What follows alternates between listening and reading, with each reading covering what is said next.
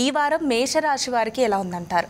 మేషరాశి వారికి 4 గ్రహాలు అనుకూలంగా ఉన్నాయమ్మా. ప్రధానంగా సూర్య భగవానుడు 3వ రాశిలో, చంద్రుడు 10వ రాశిలో, జన్మ శుక్రుడు ఏకాదశ, రాహువు.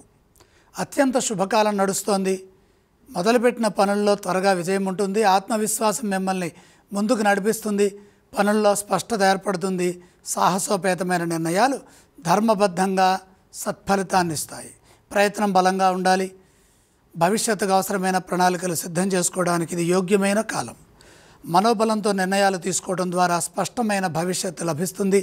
అభివృద్ధిని సాధించడానికి కాలం అనుకూలిస్తుంది. మీలోని ప్రతిభ ప్రకాశిస్తుంది. మంచి సమన్వయం ఏర్పడుతుంది. తలపెట్టిన కార్యాల్లో గుర్తింపు ఉంటుంది. సామాజికంగా ఉన్నత స్థితికి చేరుకుంటారు. అవసరాలకు తగిన విధంగా ఆర్థిక స్థితి ఏర్పడుతుంది. జన్మ శుక్రయోగము వచ్చిన ధనాన్ని కాపాడే విధంగా మేలు చేస్తుంది.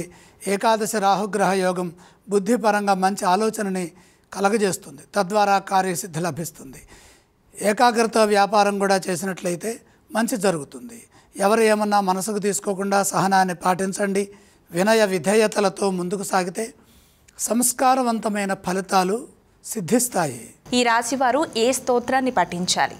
మేషరాశి వారు శ్రీ మహావిష్ణు అష్టోత్తరం చదువుకోవటం చాలా మంచిది. ఏ ఆలయాన్ని సందర్శిస్తే మంచిదంటారు? విష్ణు దర్శనం శక్తిని పెంచుతుంది. అలాగే ఈ రాశి వారు ఏవేవి దానం చేస్తే మంచిదంటారు గురువుగారు?